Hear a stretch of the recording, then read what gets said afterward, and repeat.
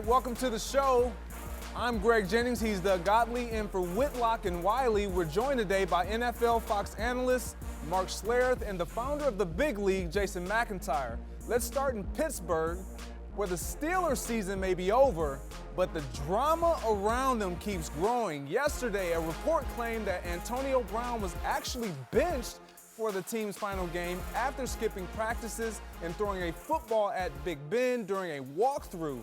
Big Ben denied that part of the report, but acknowledged he was in the dark about what led to Brown's absence leading up to the game. Not really sure, because I had heard some mixed things about a knee, and then he wasn't really there to get the opportunity to speak to him. Like I said, I reached out to him numerous times, called, texted, and tried to talk to him to find out what was going on, and just hadn't heard back. So I really couldn't get any answers for you.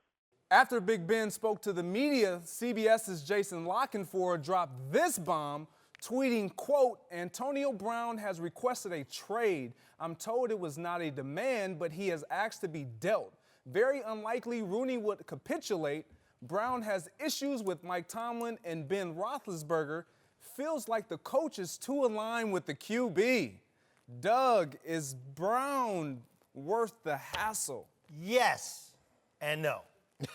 All right. All right, let's start with the head. Well, I know we're supposed to do this like absolutely. No, he's not. He's a pain in the ass, right? But he can really play football. He's got 15 touchdown receptions, a team record, and he didn't play their most important game of the year. On the other hand, he didn't play their most important game of the year because they couldn't have him around the team because he wouldn't show up at practice because he got into a he said, she said, a kerfuffle with his Hall of Fame quarterback. Like, yes and no. Is he worth it? Yes. Is he worth, betting the farm and having $20 million in dead cap money just to trade him and get him out of the locker room? I don't think so. I feel like his contract's kind of a poison pill. They empowered a guy who's super, super talented, but part of the talent is this immense amount of ego, which is ruining so many of the great things he's accomplished on that field. I'm going to go with no, just a pure no. And this is tough for me because as a receiver, I love what he does. I love what he provides on the football field. But when you look at the Pittsburgh Steelers and who they are and what they've always been able to do, they've always drafted that particular position very well. Santonio Holmes, Super Bowl MVP, Emmanuel Sanders, Mike Wallace, all these guys. Juju Smith-Schuster, who have moved on because there was a next guy up. And when I see Juju Smith-Schuster and what he provides for this offense and this team, I don't think we have the option, or we do have the option, but I don't think that it's necessary for us to hold on to an Antonio Brown. When you can allow this young guy to flourish, and yes, is production on the field important? Yes. But our culture is more important. Can we win with you the way that you are? No. Culture will beat X's and O's any day of the week, and your culture is bad. Now, I put a lot of that on Mike Tomlin, who has a mantra there within the locker room that says, I'm going to put up with it until I don't need you anymore, until I can replace you. That's the mantra. I'll put up with it until I can replace you. Well, you look at a guy like Antonio Brown, man, that guy is so talented. Like, how do you replace that amount of talent? I will tell you this. If you replace some of it and you became more balanced and less selfish, you probably end up being in the playoffs right now. The one game where they really relied on a running game was late in the season against New England. Their personal bugaboo, the team that they can never get over the top, beat them 17-10 with a third-string running back that had about 150 yards rushing. So I would tell you this, until Mike Tomlin would admit that I haven't managed this very well, and from this day forward, it's not going to be run by the players, I won't put up with this garbage, and I'll take away recess if you act like this. Until that happens, I don't think a whole lot's going to change there, but I happen to be with you. When we play football, it's the ultimate team game. He's the ultimate in selfishness. Football is about caring more about the guys you play with than you care about yourself, and it's a completely dependent game. Like, I depend on everybody else. As an offensive lineman, I'm depending on the other guys on that offensive line to help me do my job. I can't be great unless we're great. And the ultimate kind of dependent position is wide receiver. 10 guys have to do their job for you to even sniff the football. And how you don't understand that, I don't think get you're that right. part of it. I'm going to have to agree with you. I think it's over for Antonio Brown in Pittsburgh. Guys, think about this. Last year, before their playoff game against Jacksonville, do you guys remember Le'Veon Bell just strolled in at the tail end of the walkthrough, the day before the playoff game? Right. That was that culture you talked about. Le'Veon Bell just showed up. Hey, what's up, guys?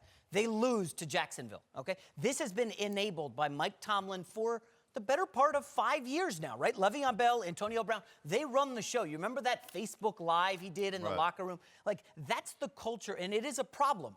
They moved on from Le'Veon Bell. They're going to move on from Antonio Brown, and they're not going to lose that much. When you mentioned Juju Smith-Schuster, he's a legit #1 receiver in this league. And I will wrap up with this. Doug, look at the Patriots, okay? They have been the team in the way of Mike Tomlin and Ben Roethlisberger for the better part of a decade. True. Would Bill Belichick put up with this nonsense from Le'Veon Bell? And then would he put up with it from Antonio Brown? I think Mike Tomlin knows, hey, man, we missed the playoffs. Maybe a little unlucky. I got one more year here to fix this. Antonio Brown, sayonara. I think they got to move on from him. If you give me the character beats talent, especially when talent has no character, I agree with you. We're all in agreement. Yeah. This is the stuff of losing teams. Now we're getting to the root of, hey, what's the matter with the Steelers? Why do they play down-level competition? Now we're getting to the root of some of the problems. Okay, but there's the reality of the sport and the reality of the contract that he has. $20 million in dead cap money if they trade him before June 1st. What's that mean? That means you can't trade him for a draft pick. Okay, that screws you.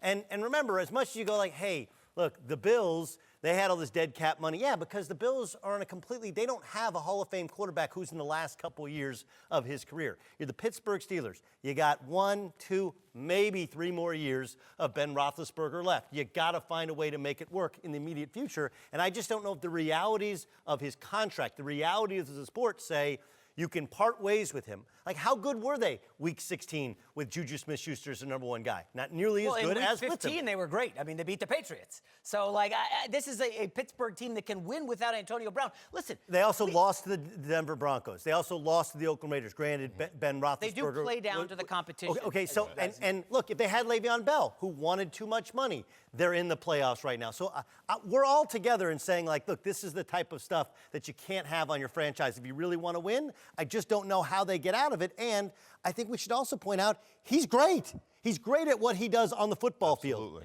Mark, is there too much entitlement within this locker room? When I look at this locker room, I see a Le'Veon Bell who obviously he is produced on the field, but he feels entitled. Ben Roethlisberger, he's won early.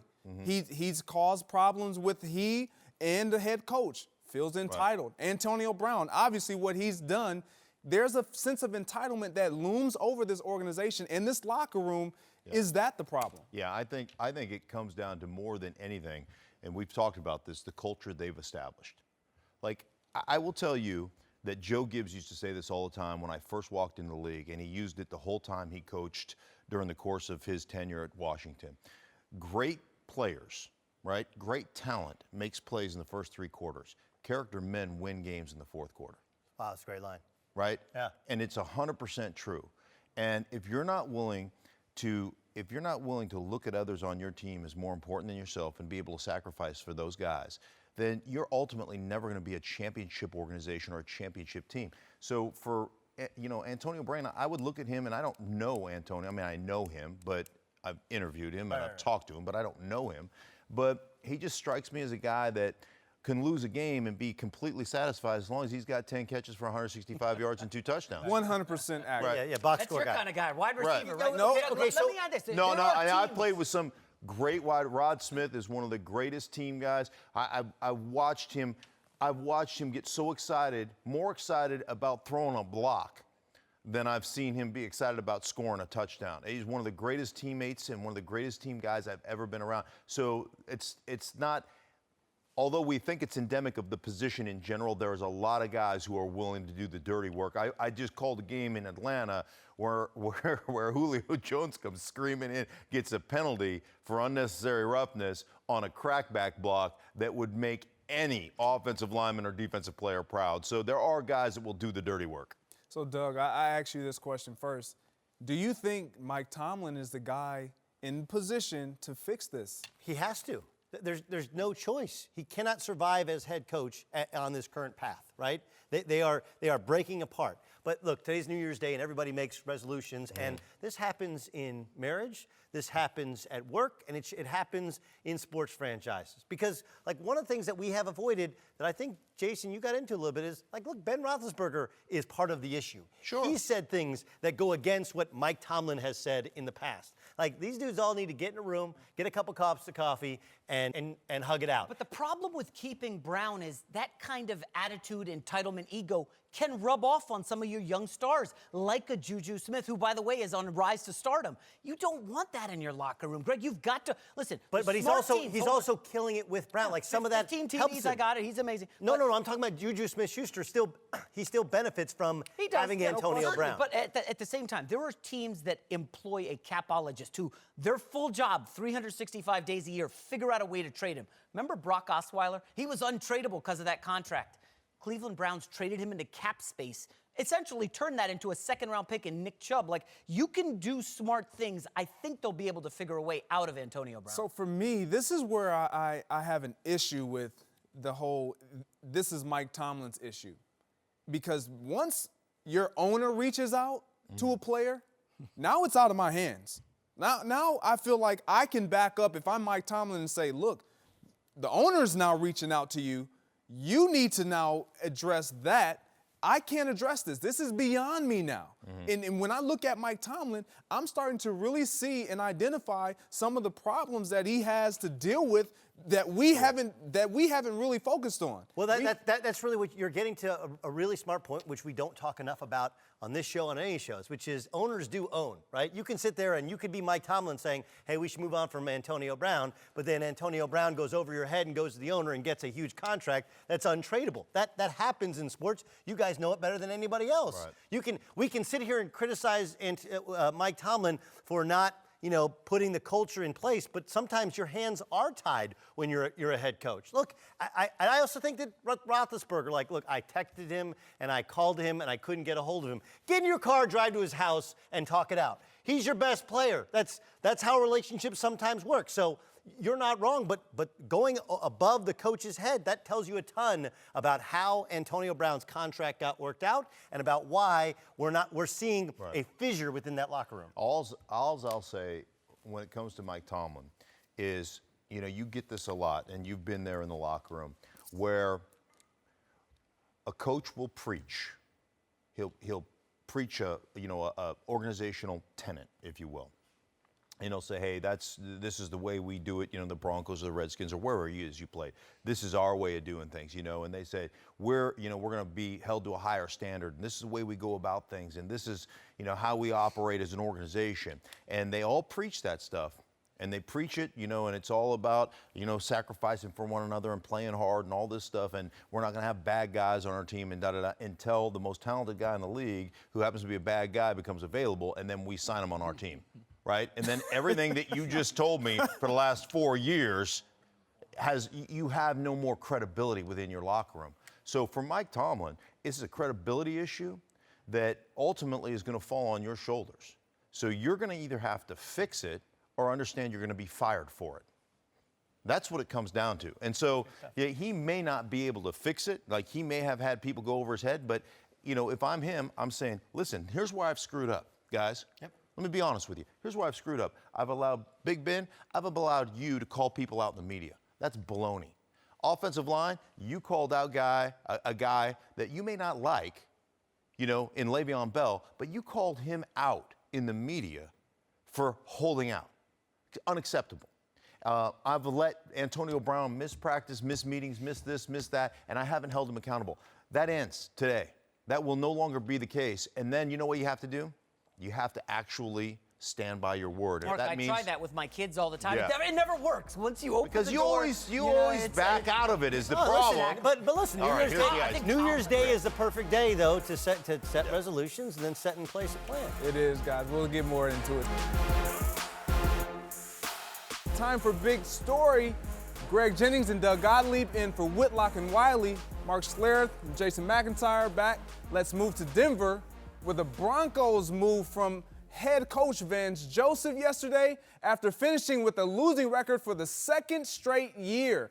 Denver has been in the weeds since winning the Super Bowl in 2015, and yesterday John Elway took some responsibility for their struggles, especially his failure to find a franchise QB. Well, I'm going to go shake some trees out there for the quarterback, see if one falls out. But, Case is our quarterback right now, and, he's, we got to do a better job supporting him too. I mean, Case, did a nice job this year. Obviously, he'll tell you the same thing. He could have played better, but we're always looking for that guy. Doug, I asked you, does John Elway get a pass? Exactly, by the way, that's not exactly a resounding statement of support for your quarterback. No, not at all. First he said right now, then he said shake the trees. Other words, like, hey, if you know of one, let me know. And he started backing it up. Slide into my DMs. We may be interested. Does he get a pass for the Broncos struggle? No, I mean, I think, look, I don't think he gets a pass. On the other hand, you also have to understand they went to 2 Super Bowls. He should get credit there. So they swung and missed on Paxton Lynch, swung and missed previous to that on Brock Osweiler, which, I don't know, he took his son's word for it because they were roommates at Arizona State, I guess, right? So missing at quarterback makes it look worse. And I think I understood their philosophy, which was, hey, if we're honest with ourselves, they win a Super Bowl in 2015, and they did it, Peyton Manning, they were basically dragging Peyton Manning's dead football body behind them, right? I mean, he was awful that last year. 9 touchdowns, 17 interceptions. They actually pulled him, and then he got his spot back. And they thought to themselves, look, we're just adequate at quarterback. We're good enough defensively. But then they become highly leveraged defensively when all that money goes to one position, right? And now all of a sudden that kind of breaks apart. So do I think he gets a pass? No, but he also gets credit for building like a consistent winner. They're caught in that middle where they don't have a quarterback. They got all kinds of other issues.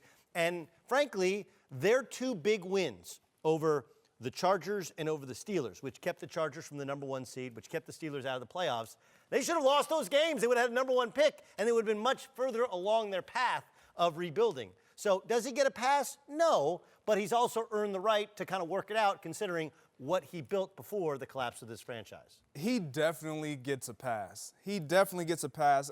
5 Super Bowl appearances himself within that same organization, 2 Super Bowl wins, and you bring in Peyton Manning, who I feel like any general manager could have brought in Peyton Manning. Peyton Manning actually selected the Denver Broncos because he thought that was a better situation. But let's look. You mentioned 2 of the quarterbacks in Brock Osweiler and Paxton Lynch. Let's look at their record since Peyton Manning has left. 20-28. Trevor Siemian, Case Keenum, Paxton Lynch, Brock Osweiler. These are guys that John Elway are responsible for. These are his guys. This is what he's done. This is the lack of production that he's had at that position. We heard him just now say, I got to go out there and shake the trees and see if I can find a quarterback. That right there, and then you move over into that Case Keenum, as you mentioned, like you don't have confidence in Case Keenum. Yeah, you know you need to put some help. You need to help out Case Keenum, but you need to help out your team and get a quarterback in here that can run this organization. Well, let me just say that the shake the trees comment was him being snarky to the local media. I live in Denver, and he's like, you think it's easy? Let me go shake a tree and see if a quarterback falls out. So that's him saying, listen, there's a lot to choose from, people, okay? So there's not a lot of opportunity out there to just go find yourself a quarterback. Now, he has made a mistake, Paxton Lynch, no question. I think John's biggest issue is his competitiveness and his unwillingness to understand that we're rebuilding. We're not retooling. We're not one player away from fixing this thing. That's his biggest issue. One of the issues in getting Peyton Manning, and you got to give him a ton of credit for that, he got Peyton Manning. You know what happened to the Broncos? They became a destination spot because Peyton Manning was there. Right. Peyton Manning instantly changed the culture of the organization, and then Aqib Talib and other players like that wanted to come play there because they knew it was going to give them a chance to win a championship because of Peyton Manning. So once Peyton Manning was there were a lot of things that slipped through the cracks as far as the draft is concerned, and you had a bunch of bad drafts in a row. Last year, great draft. But his biggest issue is his competitiveness. So he is unwilling to admit that we're in a rebuilding phase. You have to admit that you're in a rebuilding phase. And I would say this, the number one valued asset on your team is Von Miller. Yeah. You need to trade him. Yeah. You need to get rid of him. You need to strip it down and admit we're in trouble. We need draft capital. We need to find a quarterback of the future. We don't have a tight end on this roster. We don't have a number one receiver on this roster. Our offensive line stinks. We have got issues beyond issues all over the place. And until we actually come to the realization, guys, this is Denver, and I know we don't have back-to-back losing seasons. First time in 40 years we did. But we're rebuilding, and our roster isn't good enough. So, Mark, this is tremendous. I'm listening to you say all this. It sounds great. And the first team that came to my head was the Oakland Raiders in their division. Similar situation, right? Totally rebuilding. They did have the quarterback. They traded Khalil Mack. I think you're onto something with the Von Miller. And let me add this real quick. Like, we've mentioned that Elway screwed up with the quarterbacks. Could we add the Vance Joseph was a total debacle, and that was on his watch? That was a terrible hire, set them back further. And last point on the media, Mark, I know you're a Denver guy. You know, Elway strolls up to the podium. He's got the 2 buttons done. He's cool. He's rugged. You know, he's a legend. He's a folk hero in Denver. The guy's got 2 Super Bowl wins as a quarterback. Of course, he won one here with Peyton. And nobody's going to challenge him. They're not in Denver. Those guys will eat out of his hand. Whatever he says, they're going to just lap up. I think Elway's he's safe there, obviously, but I do think he controls the media in Denver. Does he control the media in Denver? Well, I think that you see just from that clip that the pressure is on, and he hears it loud and clear. And there have been, in the Denver media, there have been a lot of challenges. And, you know, my radio station, one of the guys that works on my radio station, D-Mac in the afternoon, Darren McKee, boy, John has gone after him in a press conference. So, you know, you can tell that there is some tension that has brewed there. Which is kind of my point, which is I don't think he's actually getting the pass that we believe he's getting. We're discussing it here. They're discussing it there. But he has earned enough equity with the previous success. I would agree with that. To get him another year or two. Plus, they got an ownership issue. Let's move to Cleveland, where Baker Mayfield and Lamar Jackson faced off Sunday in a matchup of this year's breakout rookie QBs. Lamar got the win and got his team into the postseason, going 6-1 since taking over as the Ravens starter. But Baker threw for 3 more touchdowns passes to break Peyton Manning and Russell Wilson's all-time rookie record with 27. Doug, who had a bigger impact this year, Baker or Lamar? I do love it, the fact that we only tell the positive sides of the Baker Mayfield story. We're like, he had 3 touchdowns. He had 3 interceptions. It's okay, he had 3 touchdowns. That's what we do. Focus on the and actually, we do the opposite with most everybody else. It's really fascinating. In terms of impact, I think they both had a ton of impact. I think that Baker's swag, Baker's confidence, like Baker, when they started winning, and they hadn't won game in 2 years before, you know, this year, Baker's the type of guy who wins a game and is like, yeah, what's the big deal? We expect to win every game. So I do think he had a profound impact on the overall confidence and, frankly, his skill.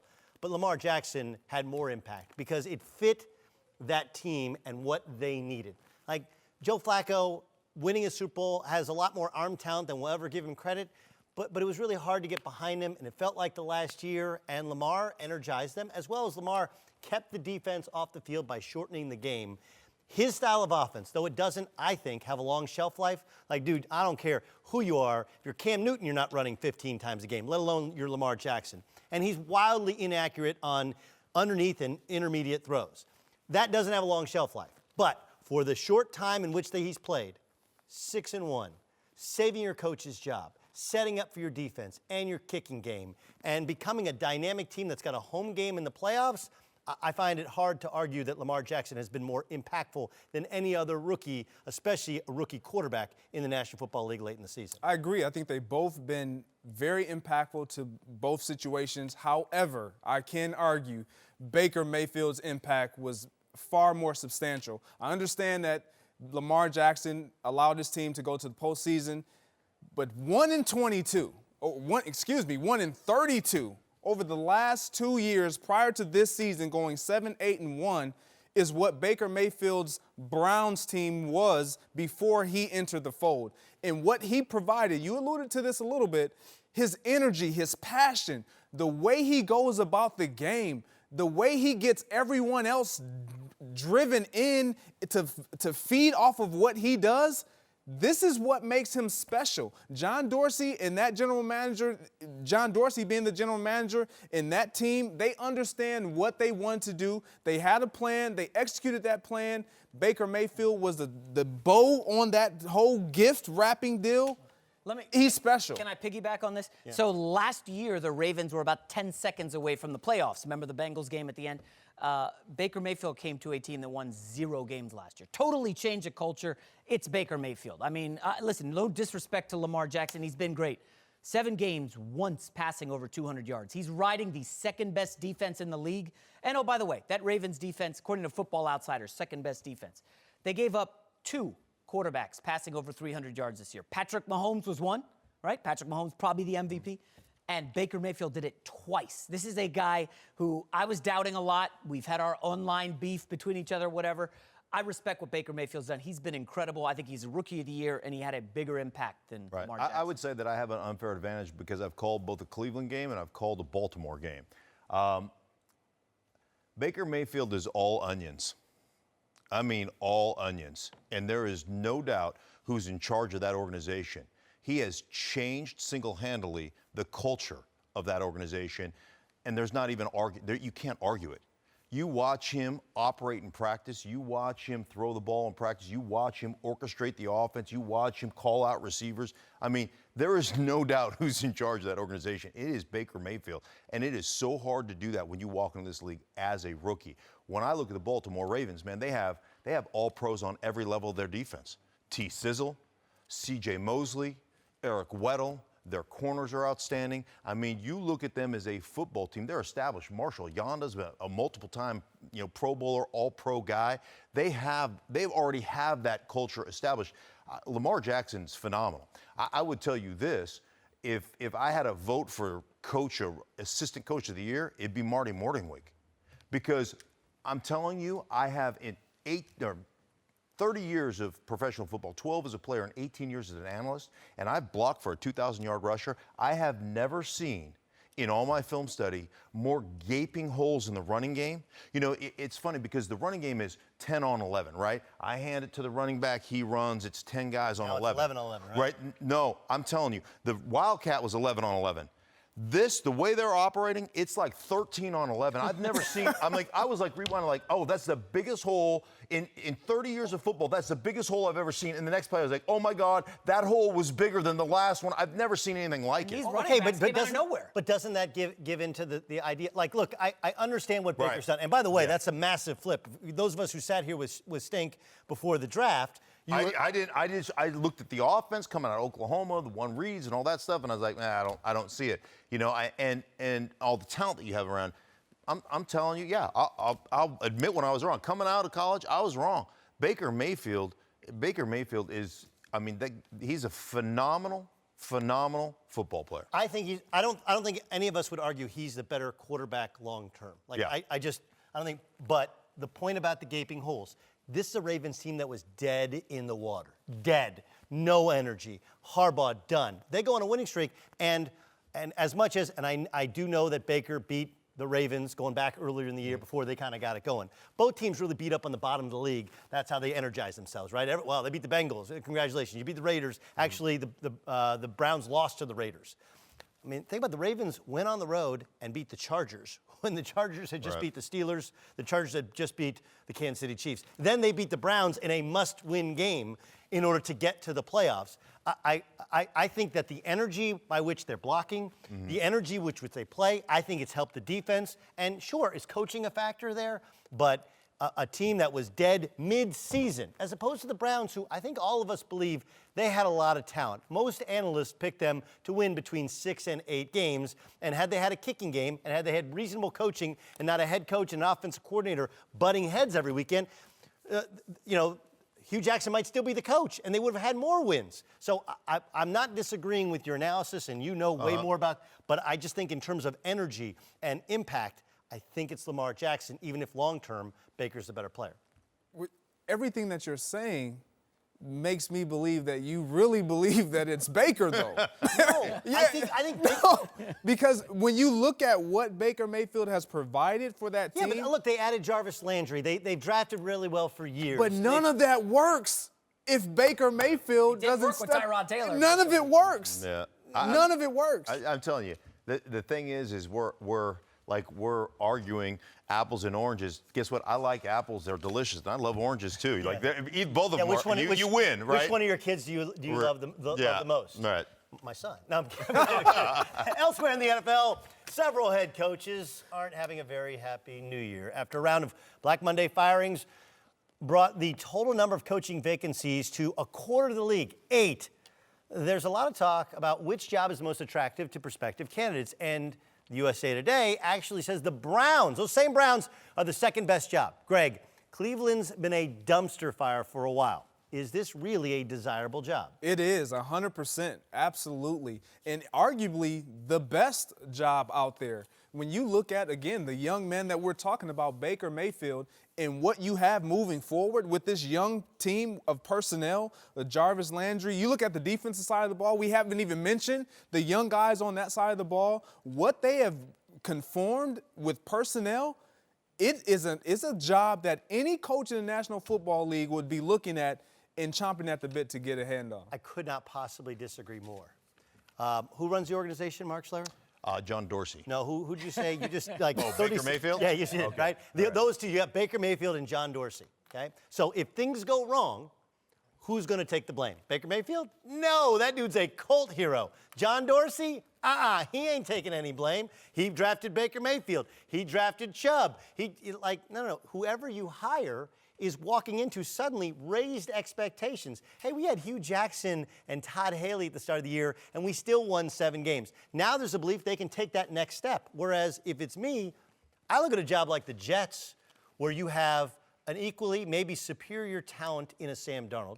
You have way more cap space so you can reshape your roster. Plus you have the upcoming draft, and you have no expectations. The expectations are through the roof for Excuse Cleveland. me, no expectations in New York? No expectations in New York. Doug, come You're on. a Jets fan. You have to recuse yourself. No from the expectations market. in New York. Yes. Wait. Listen, 2 years ago, people thought the Jets would win 0 games. Okay, they have tanked. They have dumped games. And they're still in the division with the New England Patriots. The Bills aren't any good. They haven't found their quarterback. Josh Allen, is completely inaccurate. Miami is going to go through another.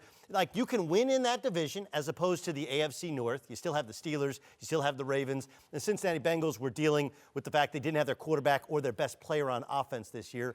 Look, that division is really difficult every year. And I'm telling you, expectations plus the egos of John Dorsey, the egos of Baker Mayfield, there's more talent there, but that you're walking into an environment where the expectations are you win double-digit games. And remember, here's the other part, okay? Cincinnati just fired their coach who hadn't won a playoff game in 16 years. How many coaches has Cleveland been through in the last 10? So How many have they been through? I got to Take put a on guess. my. I'm dropping my 6. pen here. Doug, I'm going to 6. put on my Baker Mayfield cape again. Okay, that division is in flux. Nobody wants to coach the Bengals, by the way. Andy Dalton, you want to coach him or you want to coach Baker Mayfield? This team won 0 games last year. They up to 7 this year. Week 15, they're in the playoff mix. The trajectory of Cleveland is up and away. Okay, you get to work with a good young quarterback. We saw what a guy like Greg Williams did with that defense. You're telling me that defense and offense can't get them to the playoffs? The 30th best defense in the National Football League. They started slow and finished all right, okay? They finished 30th. No, well, because the numbers were skewed from early in the season. Doug, Pittsburgh, we're talking about no Le'Veon, maybe no Antonio Brown. They're on the downward trajectory. Cleveland could win this division next year. This is a great job. By the way, I'll say what Greg said. Cleveland is the best job on the market right now. I believe that. I just look at the personnel. Baker, Nick Chubb, the inside 3 guys with Treader, Batonio. Tight end. Tight end, Njoku, into Callaway. Young kid. And then I didn't even mention Myles Garrett, Denzel Ward, Larry Okunjobi. I call him Obi-Wan Okunjobi. They're loaded, man. They are a loaded football team. He's going to be a problem for like 5 Listen, years. nobody stays in Cleveland for a reason. So- Even the Browns left Cleveland. So LeBron basically- left Cleveland twice. Basically, I you're got no saying- problem with Cleveland. I'm just telling you, they fire coaches like Stink changes jackets. Okay, 6 coaches I'm in only 10 years, changing jackets and you're 'cause all I'm that you're- fat and right you're- now. and you're all painting this picture of, dude, they got so many players, they're going to win that division. No, they're not. Pittsburgh's going to win the division or the Ravens are going to win the division. Why? Because that's what's happened for the last decade. But you're saying it's not a desirable job because the expectations are now raised. Correct. Are through the roof. You don't want to go to a place where the crazy expectations and you don't have the cap space. You can't reshape the roster. If something goes wrong, do you think John Dorsey's going to say it's my bad? No. If something goes wrong, do you think Baker Mayfield it's going to fall on his shoulders? If something goes wrong with the new head coach, you know what they're going to say? Man, we should have gone out and gotten Lincoln Riley. That's what they're going to say. Mark it down right now. Mark this tape.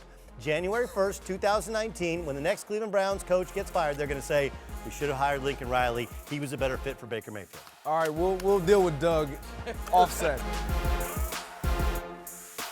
Let's move to Tampa, where the Buccaneers picked up Jameis Winston's option for next year, which will cost them $20.9 million next season. Tampa has made it clear that the team still believes in Jameis despite the fact that he has yet to make the playoffs in 4 seasons since being taken number 1 overall. Doug, will the Bucs regret sticking with Jameis Winston? No. I mean, I think, look, they're pot committed to Jameis Winston. The option being picked up, it's more of a problem to go out and try. They have so many other issues. They got to try and find the next head coach. They got to fix their defense. They got to fix. They have other issues to work through. Is he great? No. Did he have off the field issues? Yes, numerous ones. It should be pointed out that the one that he sat 4 games for dates back to 2016, and since then he's quit drinking. And they've obviously seen on a day-to-day basis that he really is bought in. He earned the right to be the starter. The perfect example is you look at Ryan Fitzpatrick and how it was Fitzmagic, and then all of a sudden it came back down to earth. That happened twice this season. Whereas Jameis Winston, though he turns it over a lot, is somewhere in the neighborhood of the 18th to 22nd best quarterback in the National Football League. Is that great? No, but you can live with it while you worry about fixing the rest of your team and maybe finding his heir apparent or maybe seeing if he continues to mature and improve with a new coaching staff. I completely disagree.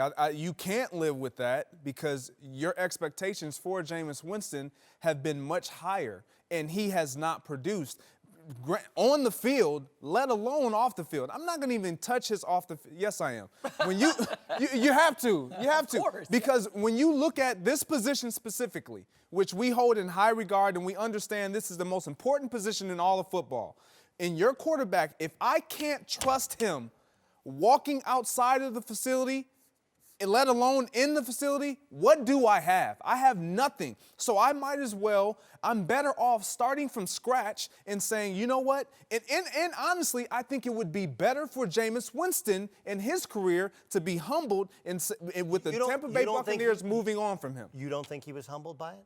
No. Oh, he got benched. No. I know he did. He got benched, and it was Fitzmagic, and it was all about it. Look, the reality is that they wouldn't have put him back in a position. They were better off not playing him at the end of the year, right? Because had he gotten hurt, they would have been locked into this deal anyway. And they would have had to pay him, much like what happened to the Jaguars last year, where all of a sudden you pop up with the surgery and you end up having to rework your quarterback's contract. I think staying there, though I understand the idea of hitting refresh and starting all over, sounds like a great idea. Earning people's respect enough to earn back the starting position and earn that extra year shows you that he's gone above and beyond. So the Bucs are a disaster. I'm going to offer some free consulting. Stick with Jameis Winston, right? He's 1 year, $20 million. Play the first 8 games. Let's see how he does. He actually finished okay this year. If you guys watch closely, they were competitive. And if it's not working out next year, you just bench Winston. You're done with him, and you tank for Tua or Justin Herbert or one of these good quarterbacks coming out.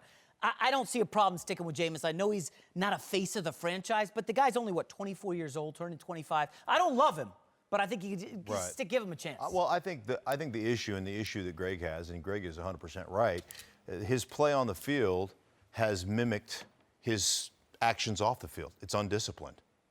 And so can you be disciplined? When you watch him over the last 4 years, his rookie year, he completed about 58% of his passes. The next year, 60. The year after that, 62. This year, about 64% of his passes. He has improved. The problem is the decision-making that he will throw it into a team meeting.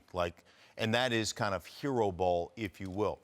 I will tell you, he's gotten better There's no question that he's gotten better. He still makes too many mistakes, but at $21 million, you can turn over the cushion in the owner's office of the couch and find $21 million. I mean, that's what $20 million is. Yes, but who do you replace ultimately, him? Who do you replace him? I'm saying. That's why I'm saying you keep him. Yeah, no, Greg's Yeah, gotta like answer that. I wanna hear $21 Greg's million is not $1 million in this league is. I know it's a lot of money, but it's nothing. Yeah, it's nothing. And so he continues to improve his accuracy. He has to be better with his decision making. But I'll put a lot of decision making on that coaching staff. Yeah. Like you are enthralled with your passing game, as you should be, because Mike Evans is unbelievable. Deshaun Jackson will lift the top of coverage even as an older guy. You look at Godwin and what he's done this offseason. Humphreys is a guy that just bust on the scene with about 70-some-odd plus catches. He's been great. They've got tight ends. O.J. Howard was hurt, but Brake can play. You get both those guys back. You have just gotten so enamored with throwing the football that you've actually increased his propensity to make mistakes. So you have to get more. That's one of the reasons they have to change the coaching staff and figure out where they're going from here. They have to support their quarterback better as opposed to just letting him in critical situations make mistakes. All right, to Green Bay, where the Packers' search for the next head coach is already underway, but one of the leading candidates may surprise you. Patriots offensive coordinator Josh McDaniels is scheduled for an interview on Friday despite his shocking decision last year to back out of the Colts job that he had accepted last year about this time. Greg, given McDaniels' past, should teams be leery of hiring him? No, I wouldn't be leery. What he did last year to the Indianapolis Colts was flat out wrong. Flat out wrong in so many different ways. But there was a meeting that was had with himself, Bill Belichick, Robert Kraft, that we don't know what was said in that meeting that, in my opinion, warranted his decision to stay. They said enough in that meeting to say, look, you have stability here, and if I'm in his shoes, New England Patriots, Indianapolis Colts with a quarterback that you're uncertain of his future at that point, I understand it. I don't agree with it, but I understand it. And I think he should be where he is as far as coaching tier. I think the question is it a red flag? And I would say it's a yellow flag, right? It's a... Yeah, caution. Proceed with caution. It's proceed with caution. Agreed. Like, really, Agreed. We also have to remember that the Colts, Andrew Luck hadn't picked up a football. Literally had not thrown a football at the time he had to accept a job or not accept a job, and he chose to accept it and then probably goes home to his wife and like, wait, we're leaving to move the family and 4 kids, and we don't know if the guy can throw a football? I would proceed with caution, but I also think if you look at, everything's about fit, right? You got to fit. And just like the Patriots, though they've had a turnover at the front office, the Green Bay Packers, you know this, those guys are Green Bay guys. They haven't been anywhere else. Just like New England guys, for the most part, are New England guys. They try and go everywhere else, but all forces bring them back to New England. You got the quarterback. He's shown the ability to work with a very smart, very challenging quarterback in a Tom Brady. You have to command the attention and the respect of Aaron Rodgers if you want to make it work. And the only guy I think that can do it that's on the market is probably that guy, because he's gotten the attention and the respect of a Tom Brady. You proceed with caution, but I think it's the smartest name I've heard thus far. I like how you guys are saying yellow. I'm going full on red. No, thank you. I do not want Josh McDaniels anywhere near my New York Jets or any team. So we keep mentioning last year with Indy. Mark, do you remember when McDaniels left for Denver about a decade ago? Yeah. You remember how much of a debacle that was? Like, I need full control. These guys are power control, power hungry, just weirdos coming out of the New England organization. Seriously, Matt Patricia, did you see what happened in Detroit this year?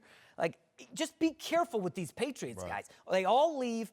Eric Mangini, of course, not in that group. He's a good guy here at FS1.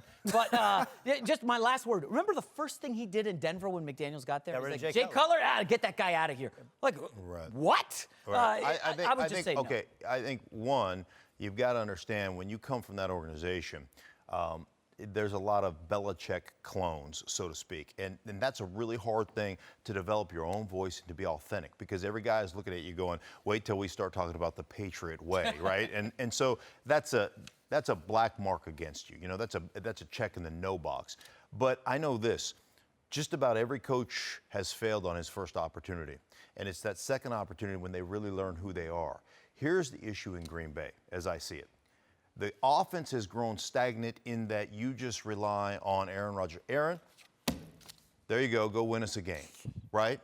And when you look at New England does a better job of anybody, and Josh McDaniels is the big part of this, of individually picking your weaknesses as a defense, making you, as they call it, New England, play left-handed, and they attack those weaknesses. And so whether it's, hey, Tom Brady, we need to throw you 41 times today in a row, he can do that.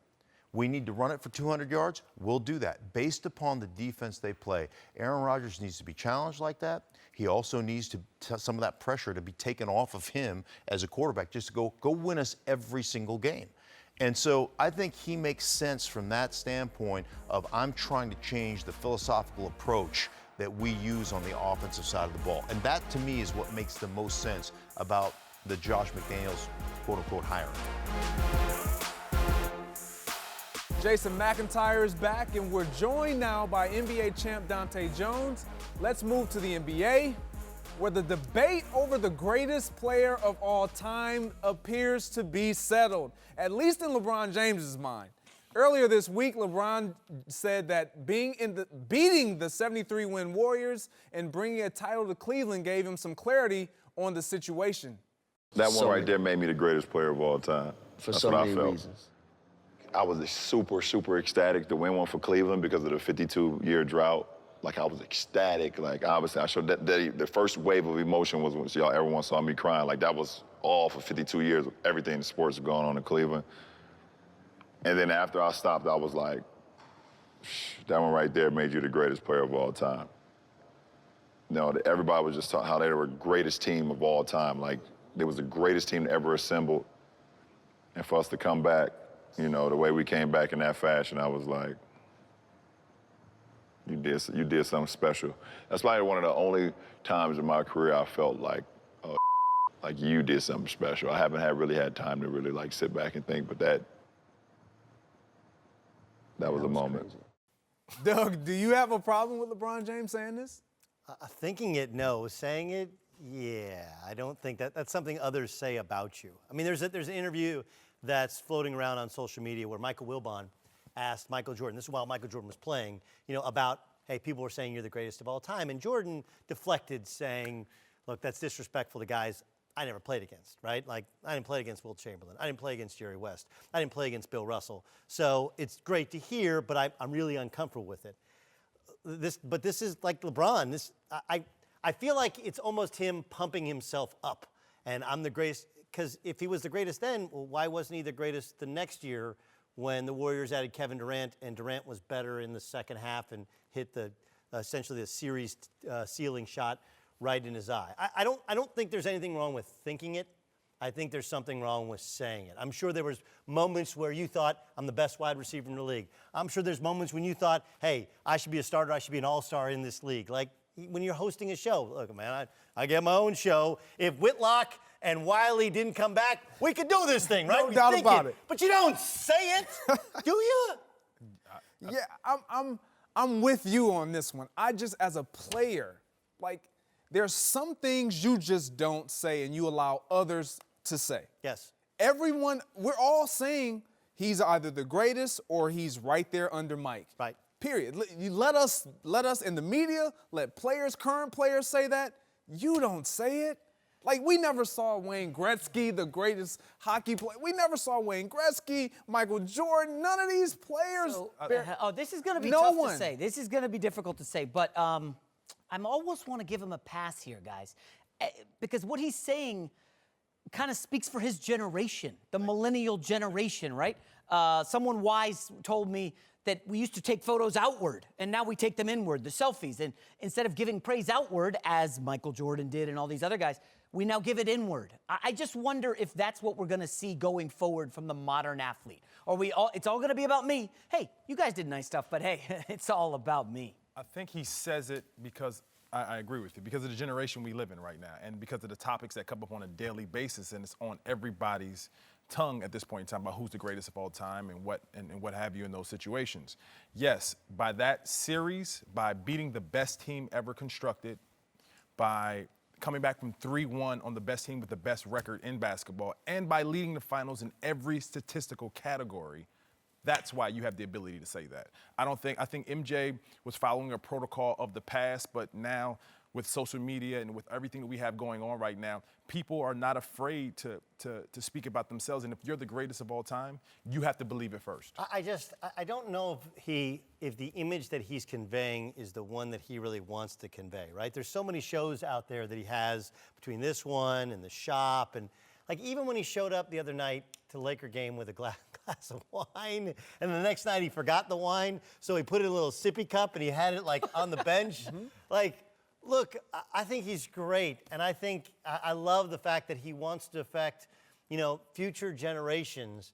But sometimes we're getting a little bit too much, and we're starting to find out that maybe his thoughts that he can do anything have actually crept over into he really does think he can do everything, and it doesn't rub me quite the right way, right? Yeah. There's a certain amount, even if it's fake humble, we want to be faked out into fake humble, and it's part of. Though, Greg? Yeah, Yes, we do. I We do when it comes. I don't think we do. Either. If we know you think you're the best of all time, and we know how you think you feel about yourself, but if you're feeding us BS, we're going to say, you know what, he's lying to us. It's not about feeding BS. It's just I don't need to say it if you're going to continue to say it. Say how you feel. Think about If you this. ask me a question, do you want me to give you the answer that I'm feeling or the answer that you want to hear? Give me the real talk, Dante. Think about this though. That's when keeping it real goes wrong, right? Where you're like, I'm going to give you a real answer. Well, okay, like, Doug, let me counter with this.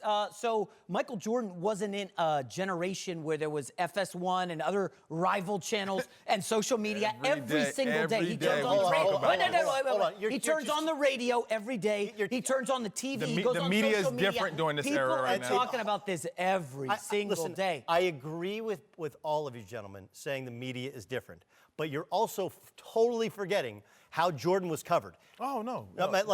Maybe you're not, but you are, okay? You're forgetting how Jordan was covered.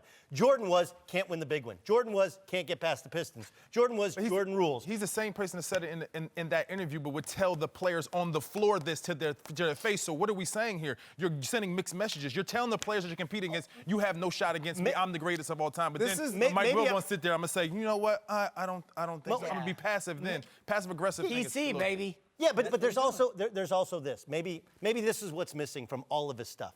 There's no guy in the room going like, yeah, well, how'd you feel the next year when Kevin Durant was lighting you up and you were guarding Kevin Durant? There's no, in any of his stuff, there is no real, and that's, if it's real talk that we want, right, and I'm going to provide you a real look at a barbershop, for example. I know this is not the shop, okay, that this clip comes from, isn't in the real barbershop. There's always the one guy, there's always the Rob Parker going like, no, Tom Brady sucks. No, right? And there's none of that in this. So it's an echo chamber for whatever LeBron James says. Everybody goes, yeah, that sounds Yeah, because there's no pushback. This is his own platform. So LeBron should be debating his greatness with some No, guy? but the reason why I have Who's an issue worthy with of this is debating because not necessarily debating.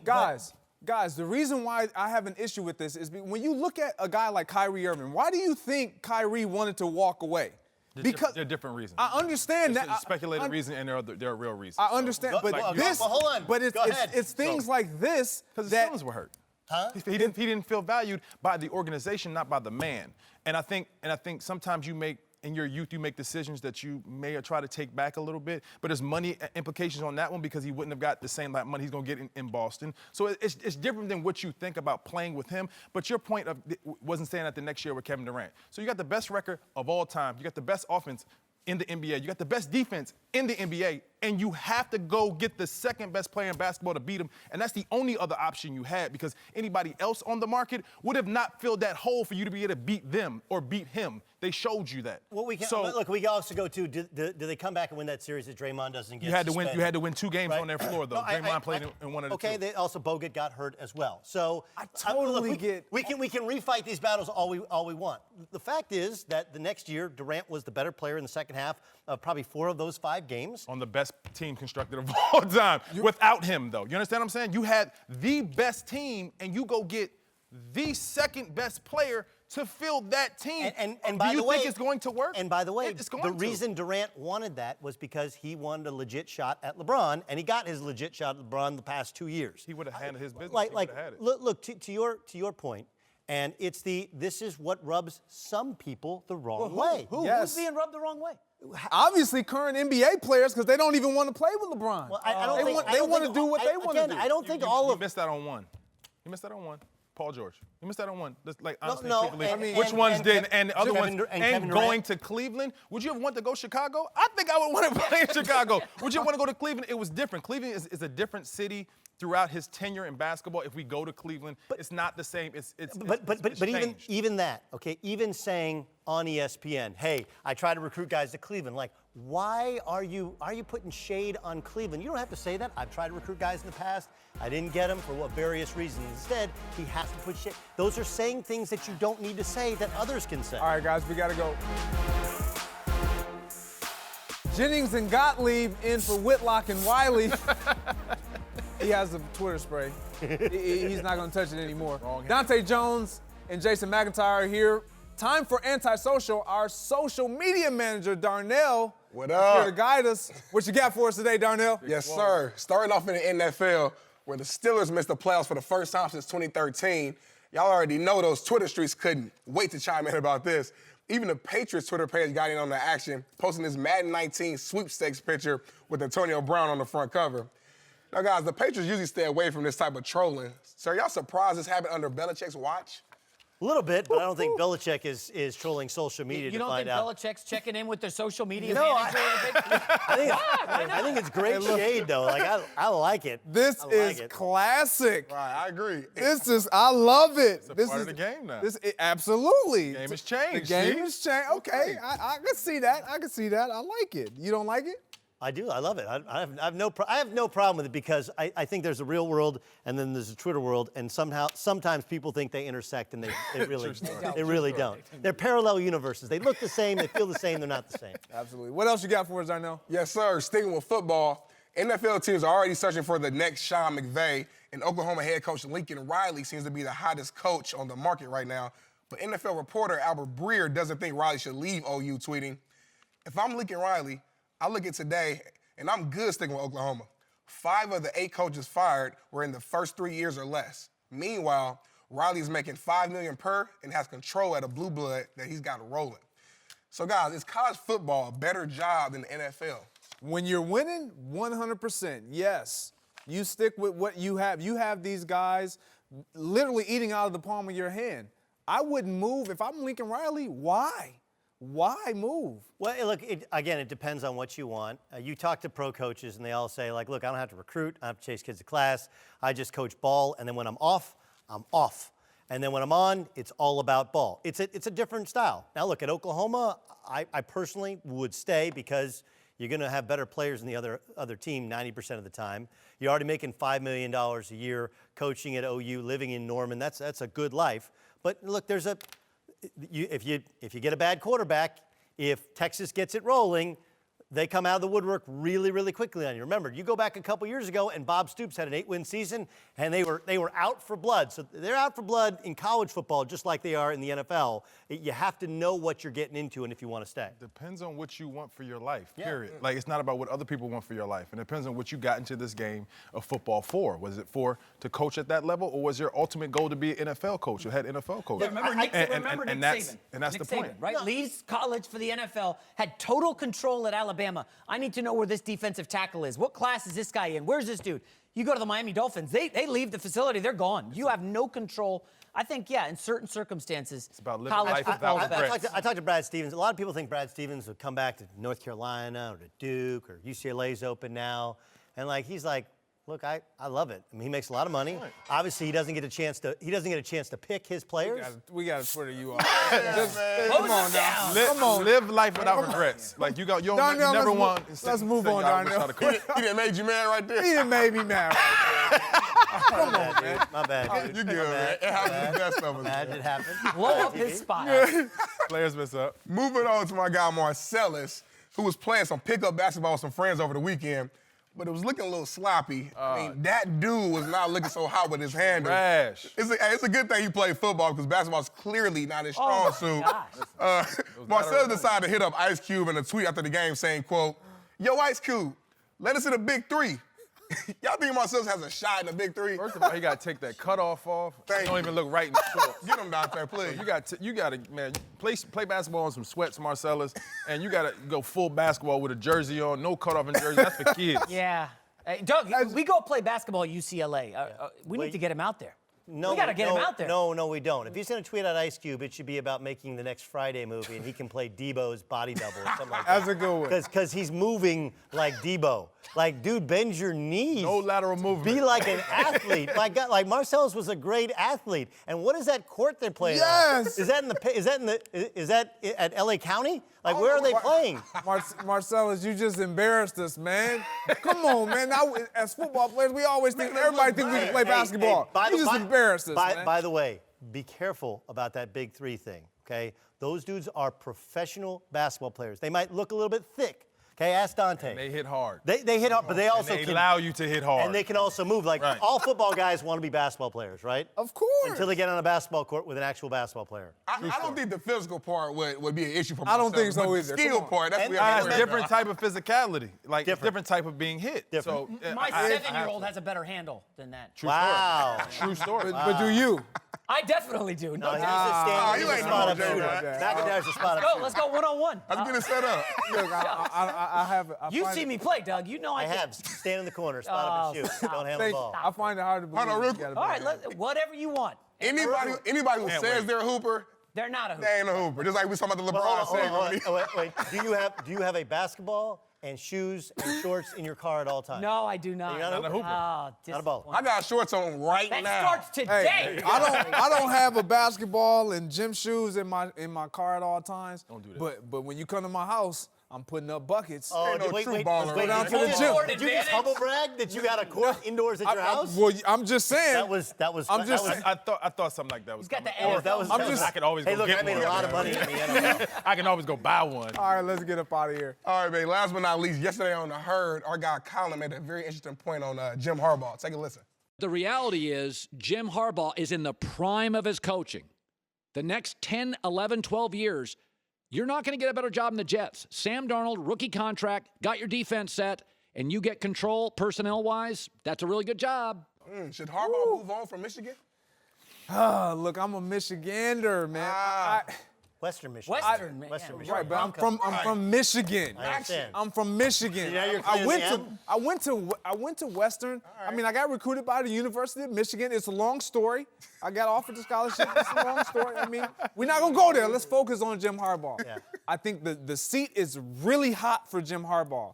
However, I think what he's doing is trending in the right direction. He has to win the important games. Outside of that, I think he should stay. He's not winning the important game. I said he has to win the important games. I mean, listen, my Jets will take him in a heartbeat. Come Of on down. course. And I'll say this, though. In New York, where the Jets don't win anything, they will be thrilled with a 7-8 win season next year. Michigan, you win 7 or 8, they want to kick you out of town. He's not going to win 7 or 8. He won 10 this Right. year. He beat Penn State this year, beat Michigan State this year. What? You think they're a lock to win 10 games next year? Yes. Yes. He's got his quarterback How many back. guys they lose into the NFL, Doug? They'll lose plenty, but the thing about college is you get a chance to recruit your Shea best Patterson in that bowl ones. game? Look, I don't hate the Jets job. There will be other jobs. I don't hate the Dolphins job if you got complete control. There will be other jobs. But if you want to complete the task at Michigan, he's well compensated, and Michigan is home. If it's any college football job, it's one thing. If it's a place your dad coached, a place you played, you want to complete the task. You want to win the Big Ten. You want to give yourself a chance, see what the college football playoff looks like. I think this is the one place where he completes the task before moving on, if he moves on.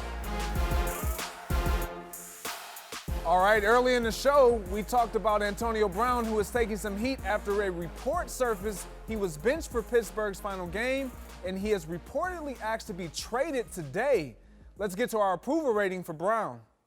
I have him at an all-star rating at 70, and I know that seems to be low, but his overall all-time great, he's high. I got him at a 22. Then job performance, 23. He's always been a guy that's produced. My knocks on Antonio Brown is his character and authenticity. When I look at and I identify Antonio Brown's character, I have too many other things that are looming in his luggage that I have to deal with when it comes to Antonio Brown. So that's why I'm knocking him so low. See, I understand and respect what you're saying about his character and his authenticity. I think his authenticity is higher. I have 22 because I think this is who he really is, right? He grew up in Miami, idolizing who? He idolized the guy who played wide receiver for the Cincinnati Bengals. You know, that's his guy. That's who he's like. And I think though his character currently would be low, considering he had to sit his last game with the Pittsburgh Steelers, maybe his last game ever. Remember, that character was a guy who was drafted in, what, the 6th round? And he's been a Pro Bowler 7 times, including the last 6 seasons. Yeah, but he didn't some of come out this some way. of what makes him is what is bringing him down. Yeah, I just don't. I don't think it's authentic because knowing him, this isn't who he started out to be. If you start out this way, I have no problem with that. But he didn't. Money shows you who you really are. I think Exactly. this is who he is.